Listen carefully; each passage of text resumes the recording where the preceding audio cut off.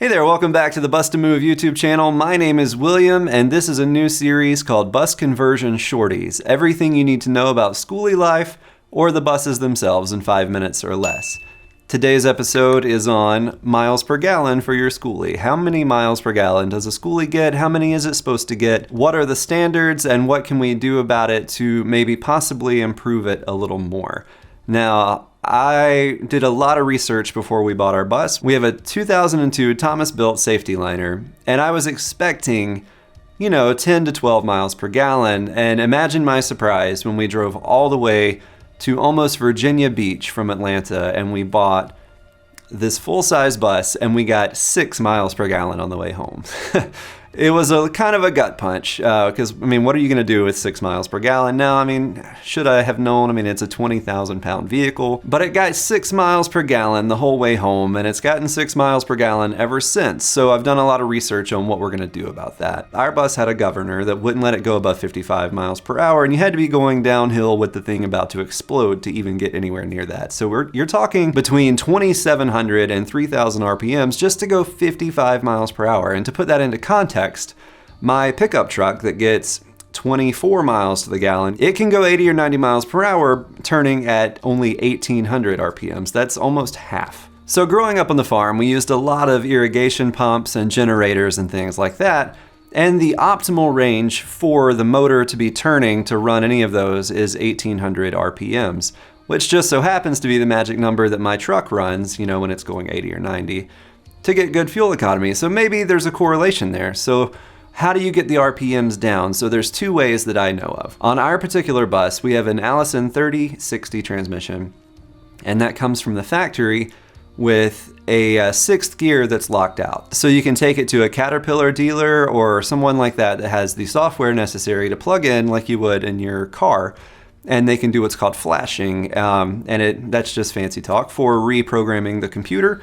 And in that computer, flashing, it will unlock the 6th gear, which will bring the RPMs down at highway speed. Side note, we're not trying to go 80 or 90 miles per hour in the bus. That would be crazy. As it weighs 20,000 pounds, that could be dangerous. What I'm looking for is highway speed, 55 to 60 miles per hour. At, I don't even know, I would settle for like 2,200, 2,000 RPM, something like that. So that's the good way to do it. You can unlock the 6th gear if you happen to have the Allison 3060 transmission. Hopefully you do. Now the other way that you can do it is I've heard a lot of people changing out the gear ratios in their rear end on their bus. And I know that this works because I actually have another pickup truck. It's a 1968 Ford F100, and those were farm trucks back then. So it has a 373 gear ratio, and you can blow up the motor and it won't run over 70. And that's just what it is. It's in the rear end. So the same thing has to be true for the bus, So if you get a higher gear rear end in the bus, it may go a little faster, or it may bring the RPMs down at the speed that you want to go. Either way, the mission is accomplished. So paying a mechanic to flash the transmission and open up the last gear, or paying a mechanic to open up the rear end and change out the gears, either of those sounds really pricey. When I checked on the rear end ratio change out, I came up with anywhere between $800 and $1,000 to do that, which seems relatively outrageous. But in my case, my bus currently gets 6 miles to the gallon.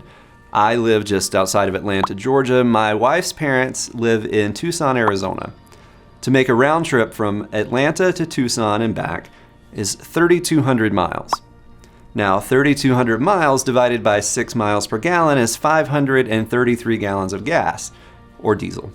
So 533 gallons of diesel at $3.50 a gallon is $1,865. That's a lot of fuel. That's a lot of money. So say we do one of the things. Say we unlock the 6th gear. Say we do the rear end first. Who knows? If we do one of them, let's get that number up to 10.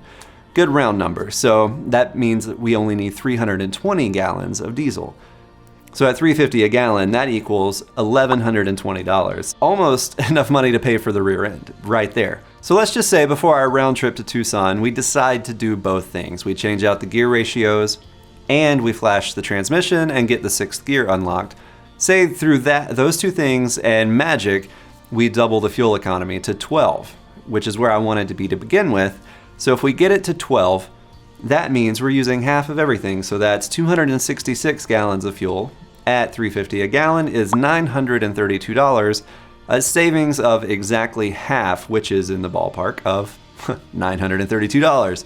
I don't know who wouldn't want that. That sounds amazing. So today I hope I've answered your questions, but before you go, I want to tell you about something else. If you have questions such as how many miles per gallon does a Schoolie get, then chances are you probably have other questions like how do I jump off into bus life, van life, or full-time RV living while continuing to make a living? Well, I've put together a free resource in a link below this video that outlines the 3 simple ways that my wife and I use to make our full-time living without necessarily waking up in the same place every morning. It's an ebook called A Guide to Making Money on the Road, and I want to give it to you for free in a link below this video. As always, if this has meant anything to you or answered any of your questions, I'll invite you to subscribe to our channel, like the video, and share it with whoever you can. Thank you so much, and we'll see you next time.